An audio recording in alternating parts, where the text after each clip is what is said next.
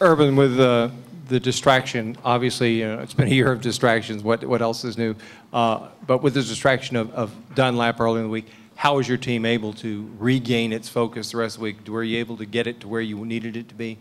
Well, the only way to evaluate is when you go in and watch a practice tape, and we're operating at a very high clip. And I think what happens is when you flip on the film of your opponent and you can see what you're getting ready to go play, your focus immediately, is on the task at hand. That's to get better, a little better each day, and to move forward. And that's what we've done. So I'm very pleased with our practice and our ability to focus this week. There's another question down front. Speaking of that, the season of distractions, Urban, you have really endured maybe the toughest season you ever had, maybe as a coach, and all you had to overcome, and everything, including the illness and all the controversy and things. Comment again on what we don't know about what went on the side of the team. You guys had a really tough time getting here, and for that reason, this accomplishment is pretty significant, just being in Atlanta. Well, I think the minute you say the toughest season we ever had, I hope next year's a tough one too, and we're back here in Atlanta, and the year after that. So at the end of the day, the evaluation is real simple. Did you win the game? Did you lose the game?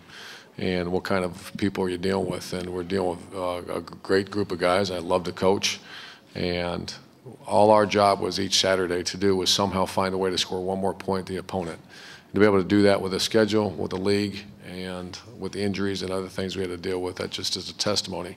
It's a great testimony to the makeup of what we're coaching here.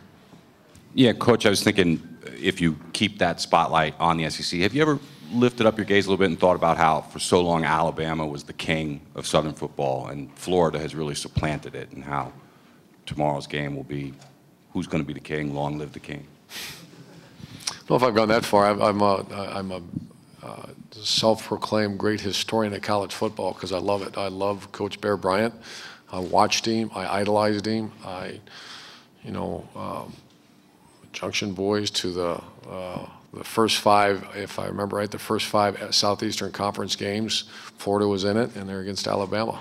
And that one was in Birmingham when it started, and then it moved to Atlanta. And it's just the history is phenomenal, and I don't want to say I'm overwhelmed to be a part of it, but there's that young part of me that I am a little overwhelmed. When you start mentioning those names and you start talking about the Alabama Crimson Tide and the Florida Gators playing for the Southeastern Conference 1 versus 2 and a right to go play for the national championship, you're probably lying if you're not a little overwhelmed by that whole deal. But our job is not to be overwhelmed. It's to focus on how to go win a football game. Question on the right side. Go ahead. First. Coach, certainly you were here last year, said that you have the experience of playing Alabama. Two questions. Just interested in how they are different this year, and what matchups particularly give you pause or perplex you at the end of the day? Well, you're better on defense because most of those guys are back. I know that one safety I thought was phenomenal last year, number 49. He's not back, but their back end's tremendous, and the Giants inside are, there's so many keys to this game.